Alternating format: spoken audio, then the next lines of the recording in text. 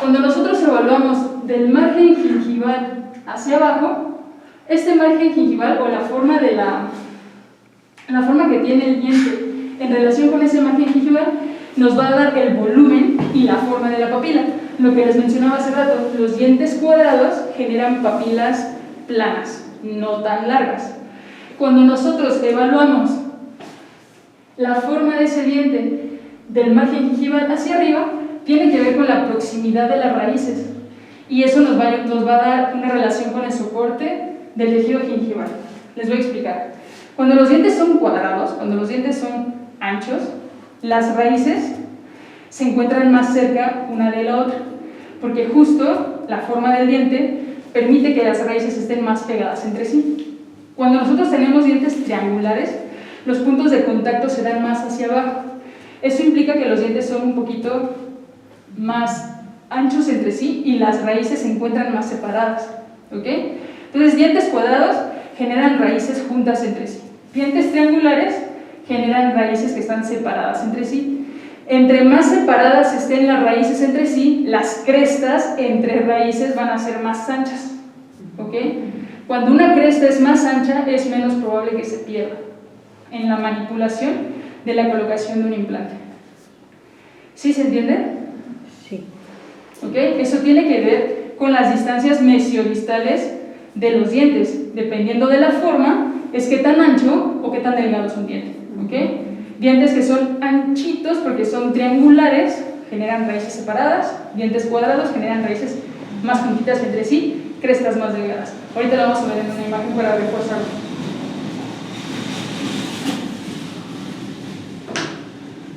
Forma de diente. Perfecto, aquí estaba. La forma de diente, los dientes cuadrados me van a crear una cresta delgadita porque las raíces están pegadas entre sí. ¿Cuál es la ventaja, digámoslo de alguna forma? Que cuando nosotros tenemos que sustituir un diente con esta forma, las papilas son menos difíciles de generar porque de por sí ya son cortas, de por sí ya son pequeñas. Entonces, esto es muy beneficioso. ¿Cuál digamos que sería como no tan bueno, porque no todo puede ser bueno? Que cuando las crestas son delgadas, cuando nosotros hacemos una extracción y lastimamos las crestas, es más probable que en el proceso de cicatrización también se reabsorban más, porque son crestas delgadas, ¿ok? Cuando nuestros dientes son triangulares, el punto de contacto está más abajo. En los dientes cuadrados, el punto no es un punto, es una área de contacto, es sumamente ancho. A diferencia de aquí, donde el punto de contacto está más abajo, genera que las raíces estén más separadas entre sí y genera crestas más anchas, ¿ok? Esto va a ayudar mucho a que en el proceso de cicatrización, aun cuando no manipulemos mal el sitio, pero cuando el proceso de cicatrización se dé, las crestas no sufran tanto o no sean tan susceptibles a reabsorberse, ¿ok? Recuerden que siempre cuando hay una extracción, siempre hay una reabsorción esperada, ¿ok? Es riesgoso porque ante la mínima pérdida de tejido se van a generar agujeros negros en estos pacientes, porque las papilas son más ausadas, son más largas, pero pues va a haber menos pérdida de la altura de la cresta, ¿ok? Cuando nosotros tenemos un paciente así y tenemos que colocarle implante, ya de por sí tenemos una pérdida de papila ahí, ¿ok? Entonces esto se vuelve un caso muy complicado de rehabilitar porque se ve esto y eso al paciente nunca le agrada. Entonces lo que podemos hacer, por ejemplo, aun cuando no tuviéramos que colocar implantes en esta zona, sino tuviéramos que rehabilitarlo protésicamente con carillas, por ejemplo, para poder generar papila ahí y cerrar ese espacio, o sea, el punto de contacto se sube, ¿ok? El punto de contacto va a tener una influencia directa en la altura de la papila. No solamente es que se haya cerrado todo, sino que también generar un punto de contacto más apical va a hacer que la encía baje un poco. Es un conjunto como de ambas, tanto de la encía como del punto de contacto, ¿ok? Entonces, dientes triangulares siempre van a ser más difíciles de tratar. Fenotipos delgados. Bueno, la posición de la cresta. La posición de la cresta va a ser un predictor importante de la futura posición gingival posterior a la intervención quirúrgica. La encía sigue al hueso. Entonces es muy importante saber dónde se encuentra la cresta ósea antes de hacer la extracción de ese diente. ¿Cómo se hace? ¿Cómo se hace esto, doctora? ¿Cómo miro? Pues, En su experiencia. con la sonda, ¿no? ¿Y cómo le hace? ¿La mete hasta el fondo, anestesia al paciente? ¿Cómo sería el procedimiento? Pues nunca se hace ejerce presión, ¿no? De hecho, se tiene un límite. Se calcula normalmente la altura del surco y ya de ahí primero se toma como referencia y pues ya deslizar, ¿no? Y luego va a ser con el punteo, ¿no? Y marcando. Ok, esa es una de las opciones. Ajá. También otra, más agresiva, no tan bonita, es un ondeo periodontal, ¿no? En el ondeo periodontal es como si estuviéramos sondeando, pero no te va a importar el límite que te va a dar el tejido blando y te vas a ir más al fondo, ¿ok? Entonces el paciente generalmente está, bueno, casi siempre está anestesiado para que no tenga dolor. Entonces lo que se hace es anestesio al paciente, coloco mi sonda, puedo tener mi medida del surco, pero también puedo irme más al fondo y hasta el tope, ¿ok? Ese va a ser mi nivel de cresta ósea. Cuando tengo más de 3 milímetros de mi margen gingival a mi cresta ósea, más de 3 milímetros, y cuando tengo más de 3 milímetros de mi papila a mi cresta ósea, es un tejido que probablemente cuando coloque el implante se va a recesionar, porque es un ancho bastante considerable, ¿ok? Entonces lo ideal sería que tuviera más o menos 3 milímetros o incluso un poquitín menos, ¿ok? Esto no se recesiona porque no ha sido intervenido, porque a lo mejor no lo hemos tocado, pero en cuanto nosotros lo manipulemos, ese tejido es probable que se colapse por la gran distancia que hay entre el margen gingival y la cresta ósea.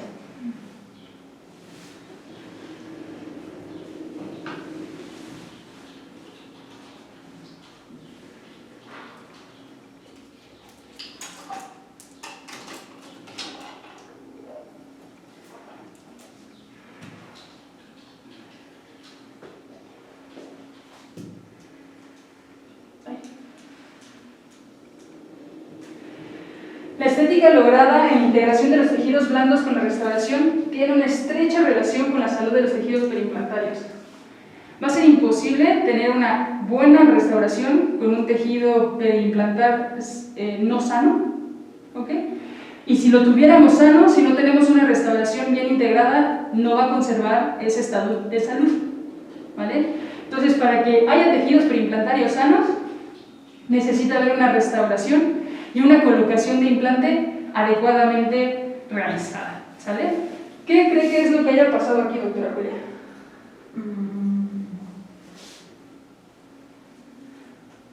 Pues es que no, pues el nivel de hueso es más bajo, ¿no? ¿Es posible? De la parte anatómica puede ser que haya tenido inflamación por un mal ajuste de la prótesis. De la prótesis. ¿Puede ser?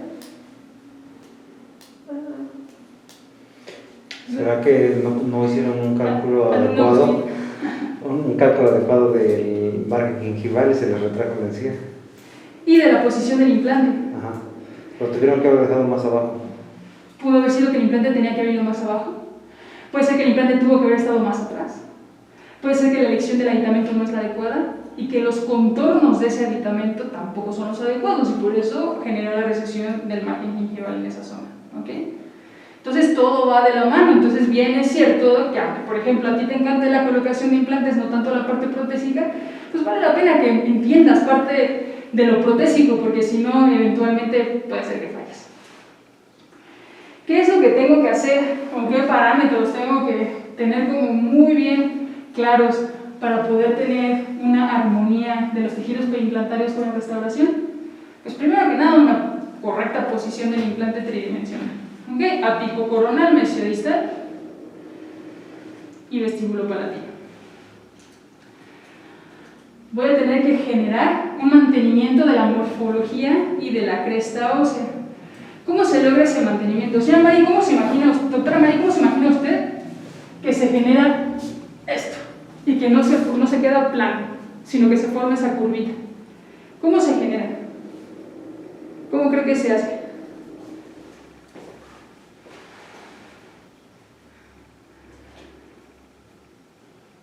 Le voy a ayudar. Cuando usted extrae un diente y cicatriza solito, ¿cómo queda ese reborde? Plano, ¿no? plano, generalmente queda plano. Podría quedar un poquitín cóncavo, pero prácticamente siempre queda plano. ¿Cómo va a hacer usted para que tenga esa forma? Por medio de provisionales, Ok. conformársela. Exactamente.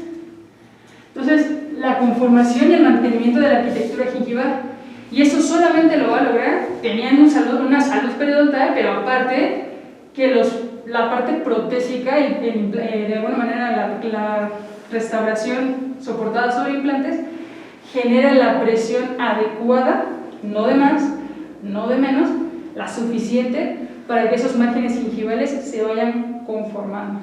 ¿Okay? Solito no va a suceder. ¿Okay? ¿Qué va a ser muy muy importante? Que cuidemos el tejido queratinizado alrededor de nuestros implantes. El tejido queratinizado es un tejido fibroso, que bien puede ser un fenotipo delgado o grueso, pero esa encía tiene que estar queratinizada. Cuando perdemos esa encía, con puntitos de color rosa coral y demás, en lugar de haber encía tenemos mucosa, y la mucosa no va a ser lo suficientemente resistente para generar primero un sellado biológico y para resistir, pues de alguna manera, que el impacto del alimento, el cepillado, la presencia de placa. ¿Okay? Entonces, tenemos que tener mucho en consideración que todos nuestros implantes tienen que estar rodeados de encía queratinizada. Y los puntos de contacto protésicos adecuados. Ya vimos ahorita que llevar el punto de contacto un poco más arriba puede generar una diferencia en cómo se observan las papilas y el tejido alrededor de esa corona. ¿Okay? Entonces, estas son algunas de las consideraciones que tenemos que tener presentes cuando vamos a hacer manipulación de tejidos blandos. Y obviamente restauraciones que estén muy bien pulidas y muy bien lisas. ¿Okay? Ahorita vamos a ver un poquito sobre estos contornos, pero generalmente todas las restauraciones tienen que tener tersura, o sea, tienen que estar lisas, no importa que haya curvas en la restauración, pero estas deben de poderse higienizar, ¿ok? Sí. O sea, deben de permitir que la restauración no acumule placa endobacteriana, porque eso tampoco va a ayudar. Hasta este punto, ¿hay alguna duda? ¿Todo cool? ¿Vamos a buen ritmo? ¿Sí? ¿No? Si se empiezan a aburrir, les falta airecito o algo así, nos salimos tantito, o tomamos algo de galletita o algo así. ¿Sí? Ok. ¿Qué diferencias hay o existen en los tejidos blandos alrededor de un diente y de un implante? ¿Qué sabes, Karen, sobre esto? ¿Qué diferencias puede haber? Que no hay. En el implante no hay ligamento periodontal. Ok. En el diente sí. Ajá.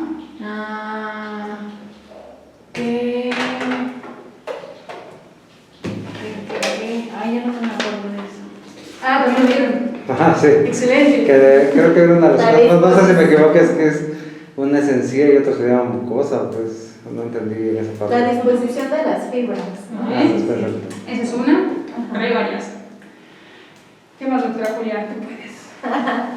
Pues bueno, en el caso de implantes, pues anquilosa, no hay movimiento dental. No hay ligamento periodontal. No hay propiocepción, ¿no? Se pierde por el Sí, no hay ligamento. propiocepción.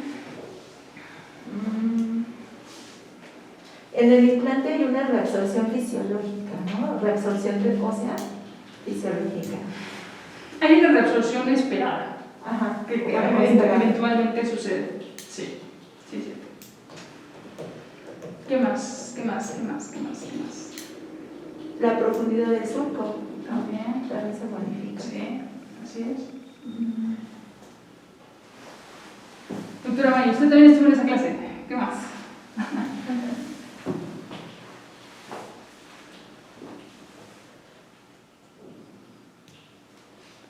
¿Qué tenemos? ¿Se acuerdan? Bueno, vamos a verlo poquito a poco.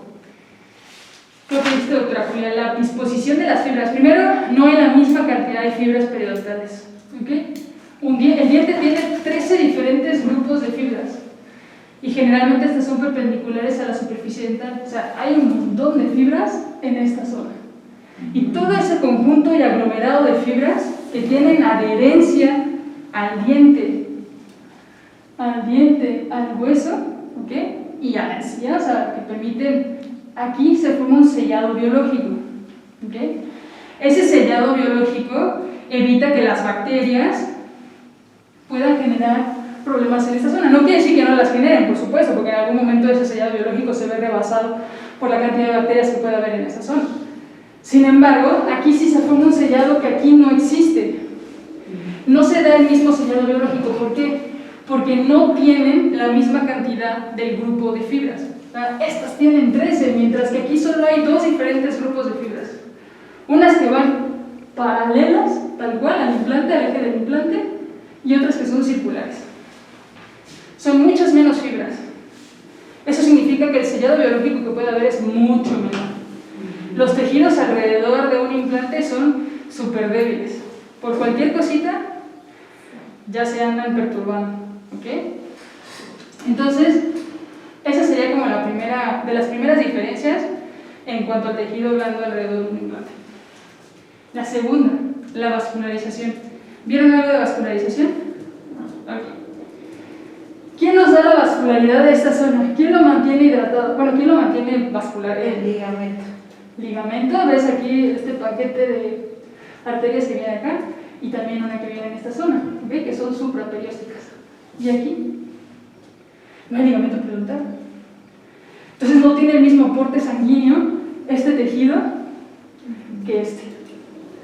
¿Okay? Entonces el diente tiene aporte sanguíneo de 2 vías, del periodonto y supraperióstico. ¿Okay? Mientras que el implante solamente tiene el aporte sanguíneo perióstico. ¿Qué células son muy importantes que vienen en la irrigación sanguínea? Las células de defensa. Si hay un menor aporte vascular, si hay menos sangre en ese tejido, hay menos células de defensa, y eso va a provocar que aparte ese tejido no solamente es estructuralmente más débil, sino que también está menos preparado para defenderse ante la presencia de bacterias. ¿Ok?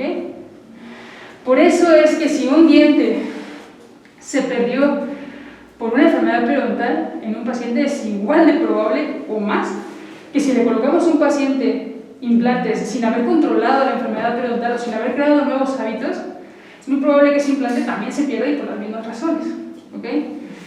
Es más fácil, y eso se lo tienen que comentar a sus pacientes, que el implante se pierda cuando hay acumulación de placa, a diferencia de un diente. Muchas veces los dientes están llenos de placa y bueno, ahí siguen, ¿no? Hay recesiones, a lo mejor hay calles, pero el diente se mantiene.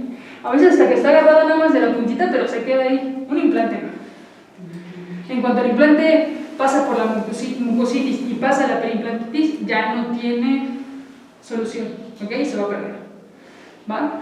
Entonces, por eso es tan importante la vascularidad, conocer, entender que la vascularidad y la conformación de las fibras van a ser diferentes en un implante que en un diente. Otra de las cosas, ¿qué es el espesor biológico? ¿Qué me dices, Karen, del espesor biológico? ¿Te acuerdas qué es? ¿No te suena? Bueno, se supone que es el espesor que hay entre diente y diente. La respuesta no tiene que ver con entre diente y diente.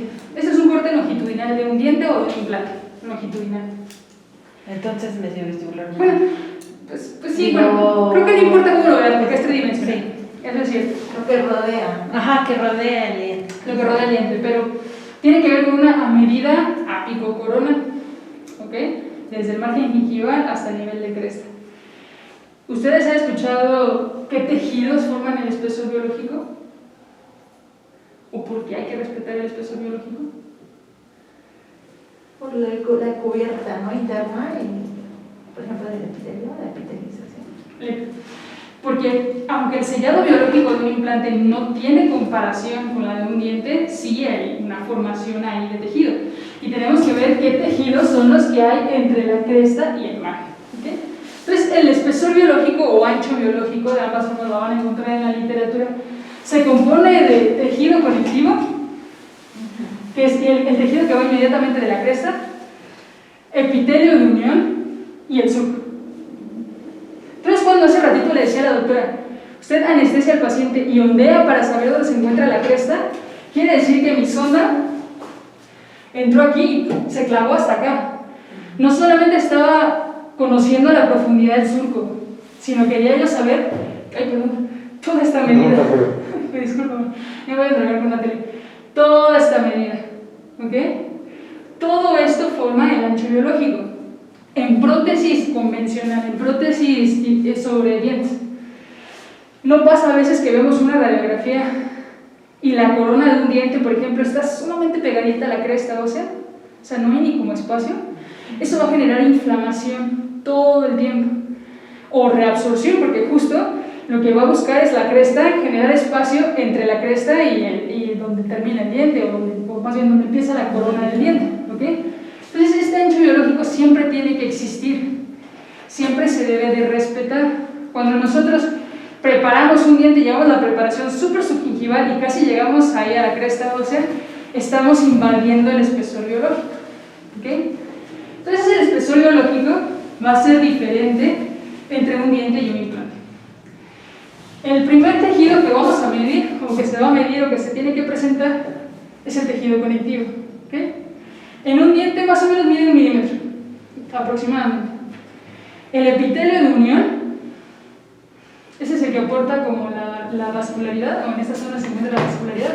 El epitelio de unión es el que forma el collar en sí alrededor de un diente, ¿ok? Cuando nosotros hacemos una sindesmotomía, rompemos el epitelio de unión y ya está el tejido conectivo, ¿va? Porque separamos, ¿no? Lo que hacemos es mover la encía, buscamos mover la encía del diente para hacer la sindesmotomía y después ya nada más luxarlo, ¿ok?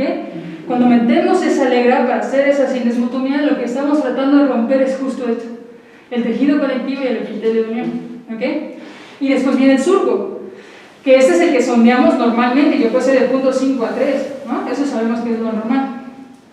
Entonces, esto mide 1.7, esto mide 0.97, que es como un 1, y este a veces mide 1. Entonces son 3 milímetros, generalmente lo que mide el ancho biológico, 2.043 en un diente.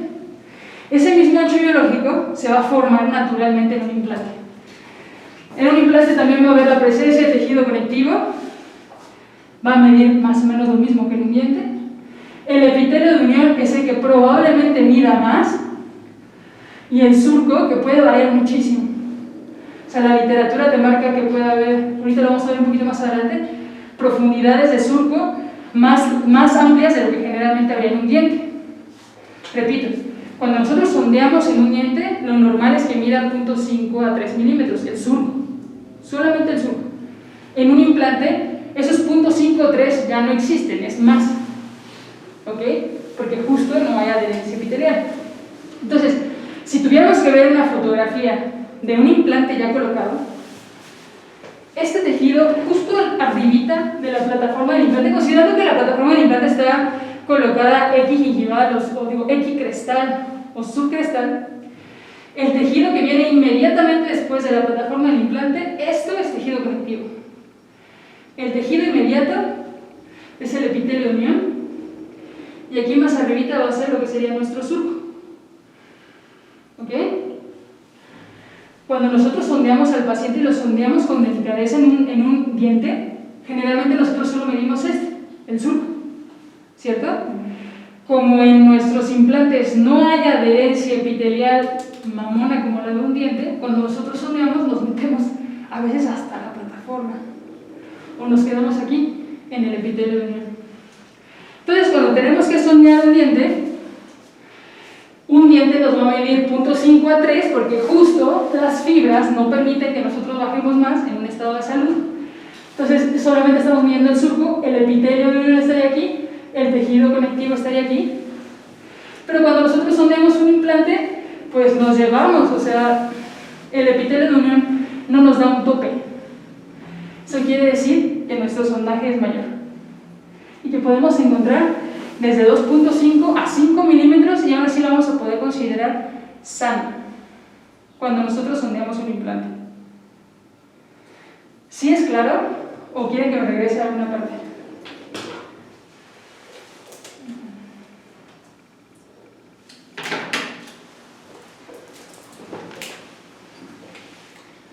Eventualmente ya veremos mantenimiento de implantes. Y van ustedes a ver que la literatura te reporta que cuando tú sondeas un implante, primero hay autores que no les gusta que sondees implantes, porque justo rompes la adherencia epitelial aquí bien suavecita que apenas empezaba a formar o que ya estaba ahí madura y formada, y cuando tú lo sondeas, la rompes. Hay autores que no les gusta, bueno, que no consideran adecuado sondear. Hay autores que te dicen que cuando tú sondeas, esta medida a veces no te dice tanto, porque no, o sea, no hay una regla establecida como 2.5 a 3 milímetros de un diente. Pero lo que sí te puede decir que algo quizá no está adecuadamente en los tejidos alrededor de tu implante, pensando en una mucositis o en una perimplantitis, es cuando sondeas sangre. O sea, en un tejido saludable, sin importar tanto la profundidad del surco, cuando tú sondeas y sangra, están inflamados. ¿Ok?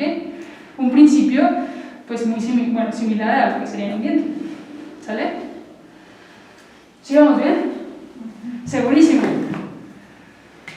Ok.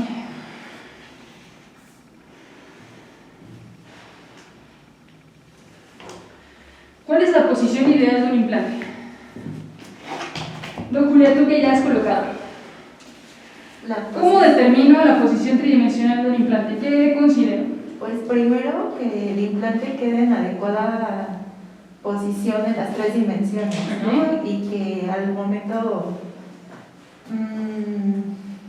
pues que sea funcional.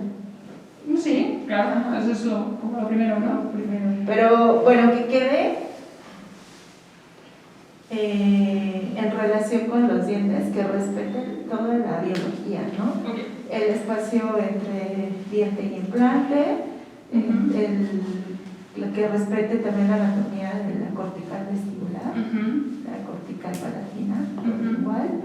Y también sería lo ideal que se quedara como a la altura de un diente real, ¿no? Okay. Que por perder hueso yo lo coloqué hasta donde yo tenga hueso, ¿no? Ok. Sí, bueno. Vamos a tener 3 dimensiones para empezar, lápico, corona, como bien mencionas. En un diente posterior solemos colocar los dientes equicrestales, ¿no? Salvo que la casa comercial te indique algo contrario. Hay casas comerciales donde te piden que cuando tú coloques un implante, la plataforma del implante quede un poquito más abajo de la altura ósea, ¿sale? O sea, no va a quedar equicrestal, sino va a quedar tantín más abajo, porque así el sistema te lo pide. Pero generalmente los dientes posteriores lo vamos a colocar equicrestal. En un diente anterior, como vamos a esperar una reabsorción de la cresta ósea natural de un proceso de cicatrización posterior a la extracción de un diente, y porque tenemos tejido blando que conformar, lo ideal es que nosotros estemos considerando el margen gingival para nuestra colocación de implante, ¿ok? Entonces, cuando nosotros tenemos que pensar dónde colocar nuestra plataforma, no es que no pensemos en el hueso, por supuesto que hay que pensar en el hueso, pero a veces nuestras plataformas no quedan equicrestal, sino quedan un poquito más abajo, ¿ok? Es que era subcrestal.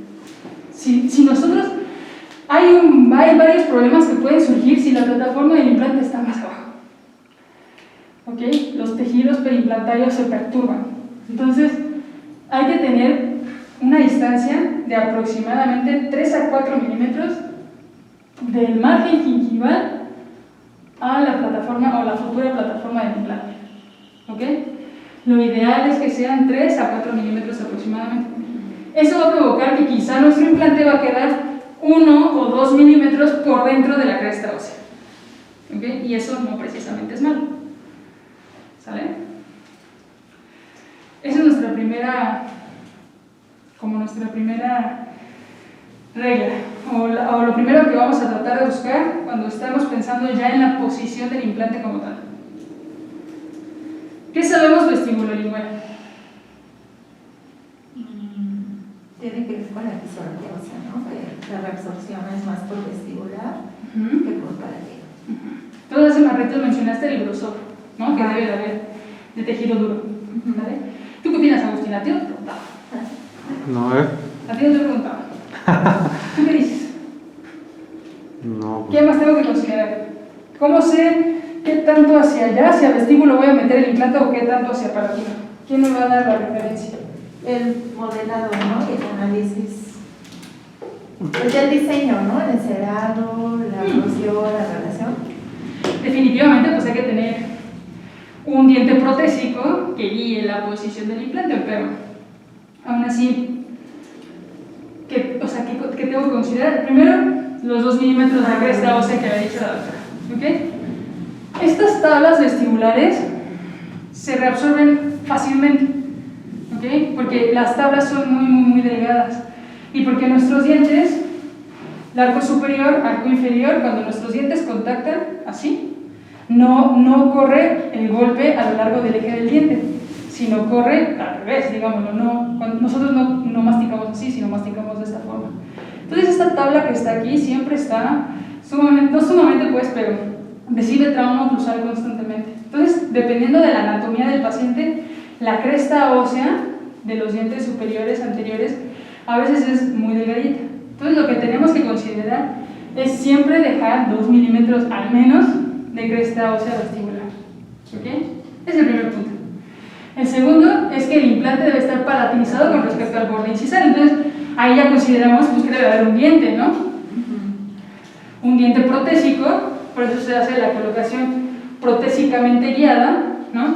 No vamos a colocar el implante donde se ancle, donde se pueda, sino vamos a tener un diente ahí que nos va a dar una referencia. Entonces la primera referencia es que el borde, la idea es que el implante esté colocado por detrás del borde, ¿ok? Si la emergencia de nuestro implante nos queda a la altura del borde o por delante, ese implante seguramente no se va a poder rehabilitar con una prótesis atornillada, sino con una prótesis que se cemente. Y eso va a tener sus consecuencias, ¿ok? Entonces siempre tenemos que intentar llevarlo hacia atrás. Tampoco muy atrás, porque eso también genera problemas, sino justo detrás del borde incisal, ¿ok? Y la tercera, esta es la parte vestibular, ¿sale? Palatina. Esta es la cara vestibular de un lateral, de un lateral, y esta es la cara oclusal, la cara vestibular de un central, ¿ok? Esto genera un perfil. Entonces, si yo genero imaginariamente un perfil en esta zona, mi cuerpo de implante tiene que estar a 1.5 o 2 milímetros de esa zona, ¿ok? Porque este es un tejido que yo tengo que manipular y ahorita van a ver cómo. Entonces, mi cuerpo de implante, la parte más o la carita vestibular del cuerpo del implante tiene que estar a 1.5 o a 2 milímetros de lo que sería el futuro perfil que va a tener ese diente. Y ese perfil también te lo va a dar o te va a dar la referencia el mismo diente protésico. ¿Ok? Entonces, ¿por qué? Porque a veces en el afán por no colocarlo demasiado vestibular y que me vaya a quedar sin tabla o que no lo pueda rehabilitar, a veces llevan el diente demasiado atrás. Y eso a veces tiene repercusiones en la higiene, en la biomecánica, en la lengua, estorba cuando el paciente habla. Entonces, hay que colocarlo palatino, al borde o al perfil de emergencia que podría tener. Ahorita vamos a ver qué es un perfil de emergencia. ¿Ok? Mesio distal. Ahora sí, Agustín. ¿Qué sabes de mesio distal? No, ahí sí para las medidas distales sí soy malo.